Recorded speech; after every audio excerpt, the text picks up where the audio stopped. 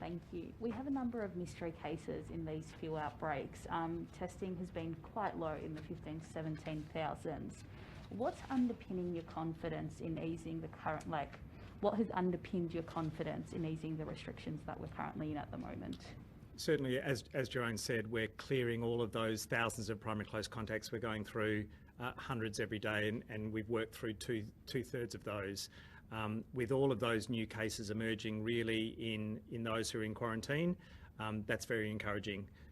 That said, we're still seeing the odd case who has not been identified as a primary close contact. So you're right, the testing numbers, even though in relative terms they're pretty strong, there's something like a 10 or 15 minute wait time across almost all of the 200 sites at the moment. And so people should feel absolutely confident that they can get through quickly, easily, get a test almost anywhere across Metro Melbourne or wider Victoria and get that result within 24 hours almost certainly. There are a couple of areas that have been affected by the storms out in the far east, Belgrave, Lilydale, but Ferntree Gully, Boronia testing sites are still available and operating. So still an encouragement for people to get tested at the very first sign, but obviously all of those, several new cases in recent days who've already been in quarantine and no new exposure sites associated with them is a really good sign. Overly worried about the few mystery cases we've had over the past few weeks? We're working through some of those mystery cases, and some of them have moderately established links, not absolutely definitive, but a pretty good sign that they're linked. The genomics tells us even more that they're the Kappa variant for some of them. And so, it's really the very early case after the Wallet case and the index case for the Arcare outbreak that remain the real mystery, if you like.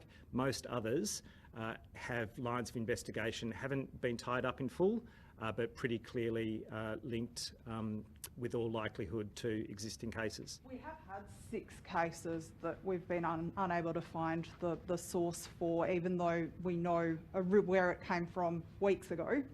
3 of those have been this week. How worried are you given that this isn't over, particularly given that we went into lockdown on the basis of 2 of those unknown source cases, essentially? Yeah, look, it's fair to say we didn't go into lockdown on the basis of just mystery cases. Mystery cases are a concern. They do relate to the fact that there are other cases out there that haven't been identified and therefore can't be chased down from a contact tracing point of view.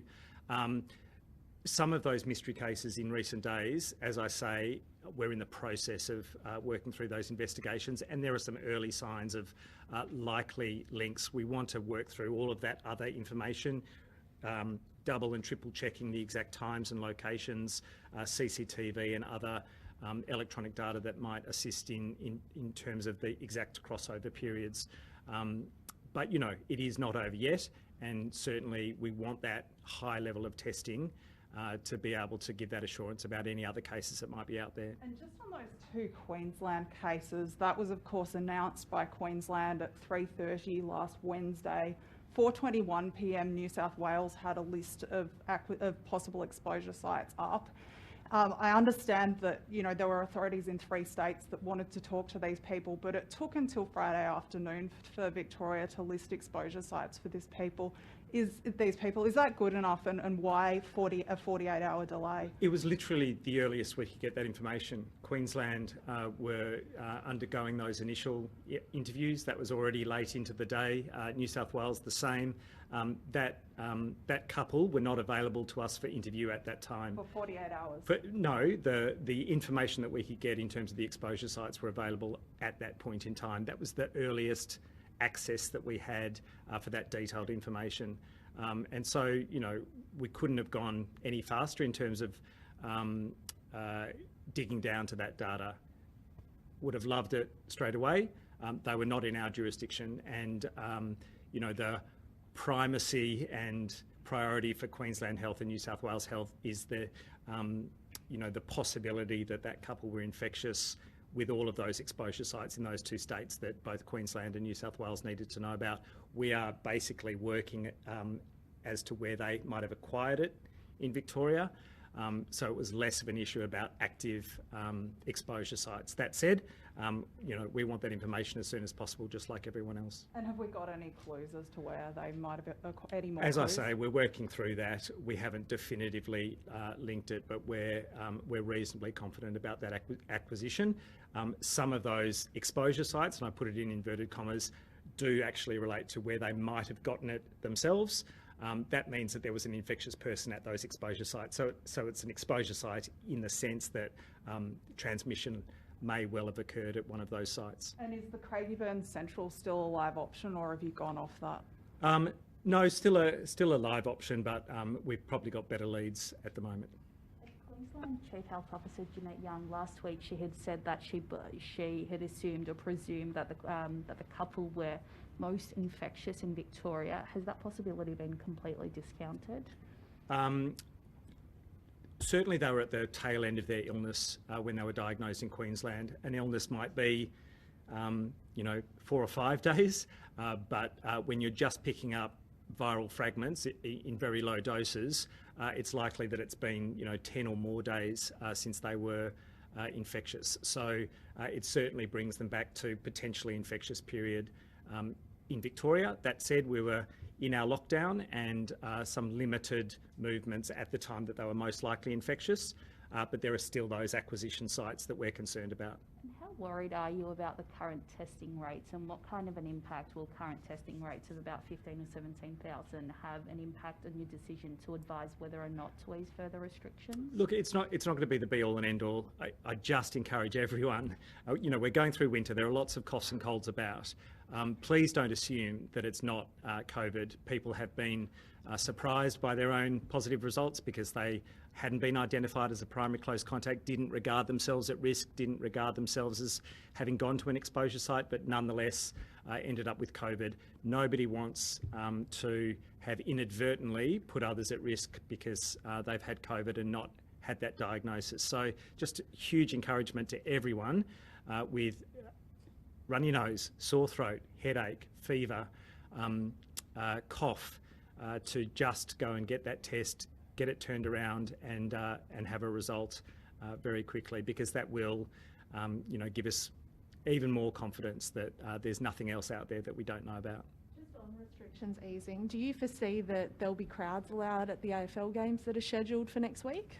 I think it's pretty early to say in relation to that. I haven't received formal advice for next week in relation to major events, but it's pretty early on to know with respect to the MCG. There are games, 2 in Melbourne, 1 in Cardinia Park in Geelong. Could there possibly be different restrictions? There's a possibility, yeah. We'll look at that, but they need to be individually assessed on their merits. And in terms of the next set of, or the next stage of restrictions that are set to be eased, not asking for a time frame, but what do you expect the next easing of restrictions to look like? We'll work that out as we go. I think we flagged that there will be, we're on track for more easing in regional Victoria, and the same for metropolitan Melbourne. Exactly what that will look like to be determined. We want to make those as minimal as possible, and the closer you are to that declaration, if you like, the greater the confidence you can have that that's an appropriate and fulsome step that you can take. So, we are on track for further easing, which is a great sign. Professor Sutton, are kids likely to be able to go back to swimming lessons and ballet classes in the next easing of restrictions? All in the mix of considerations, yeah, nothing to announce today. Yeah, the reason I ask is because there was a small group of dancers in the city this morning saying we just don't understand why we can go to school and be in a classroom with 30 other kids, but I can't go to my ballet class where there's only 2 or 3 of us in a Yeah, look, there are so many considerations around all of this. We understand the criticality of school and what it means for kids to come back together face to face.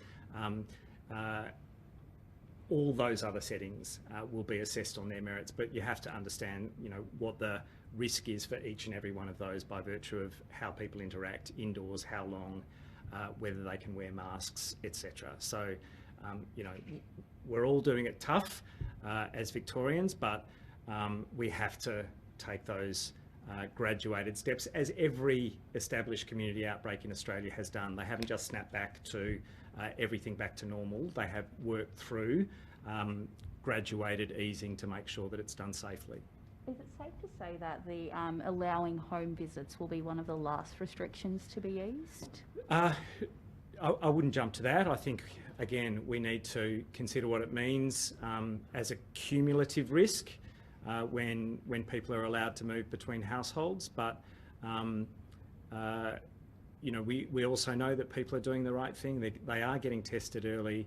They are isolating until they get that negative result. So, you know, if you're not symptomatic, you're moving between households, that's manageable, and we'll look at those considerations through this week as well, obviously. And just on wearing masks outdoors, there have been a few epidemiologists over the last 48 hours who've been critical of that and said that they don't think it's necessary. How cognizant, when you put that rule in, were you of the fact that if you make rules too tough, people start ignoring them? I don't see people ignoring rules. I see Melburnians and Victorians doing the right thing with masks, as they've always done. But yes, we don't want to inappropriately fatigue people or make people think that any particular element is you know, really excessive. We are in a critical phase right now. We need to run this to the ground, and you know, the international experience through the whole last 16 months is that a lot of governments, a lot of public health officials have underestimated this virus or have acted too late.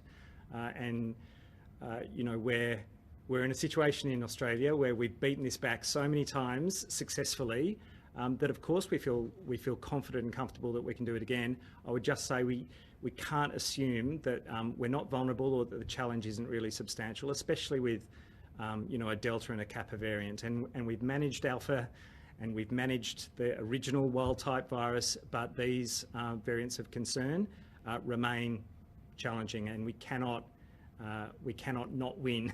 We have to be successful against them. Is that up for consideration this week? Yeah, of course it is. Everything is. Yeah. Well, I think I might need to go. Thank you all.